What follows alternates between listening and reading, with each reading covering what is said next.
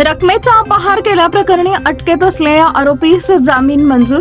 सोलापूर येथील हरुण ट्रेडर्स या फार्ममध्ये रक्कम रुपये 7,94,000 इतक्या रकमेचा अपहार केल्याप्रकरणी अटकेत असलेला आरोपी सय्यद यास रक्कम रुपये 50,000च्या जामिनावर सोडण्याचा आदेश जिल्हा व सत्र न्यायाधीश श्री मोहिते साहेब यांनी केला. यात आरोपीतर्फे ॲडव्होकेट जयप्रकाश भंडारे यांनी काम पाहिले. सोलापूर येथील हरुण ट्रेडर्स ही फर्म आहे आणि ही फर्म जी आहे ती बांधकाम व्यवसाय करण्याकरता लागणारे साहित्य व स्टीलची विक्री करते. त्या ठिकाणी शोएब सय्यद हा इसम त्या ठिकाणी नोकरीस होता. त्या ठिकाणी त्याच्यावर जे विक्री केलेले साहित्य आहे त्या मालाची वसुली करण्याची जबाबदारी त्याच्याकडे होती.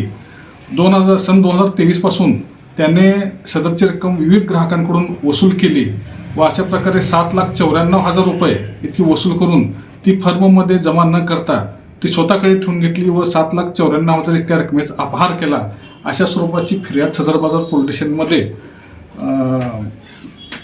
तौफिक बागवान यांनी दाखल केलेली होती. त्यानंतर पोलिसांनी सदर फिर्यादीनुसार आरोपी शोएब सय्यद यास अटक केलेली होती. त्यानंतर अटक झाल्यानंतर त्याला जामीन मिळावा यासाठी आम्ही जिल्हा व सत्र न्यायालयात जामीन अर्ज दाखल केला.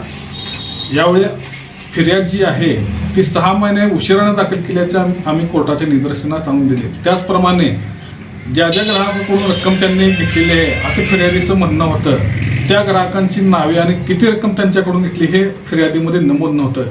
ही बाब देखील मी मेहरबान कोर्टाच्या निदर्शनास आणून दिली व सदरची केस ही खोटी केलेली आहे व सर्व वेग स्वरूपाची ॲलिगेशन त्या ठिकाणी आहेत असा युक्तिवाद आम्ही केला.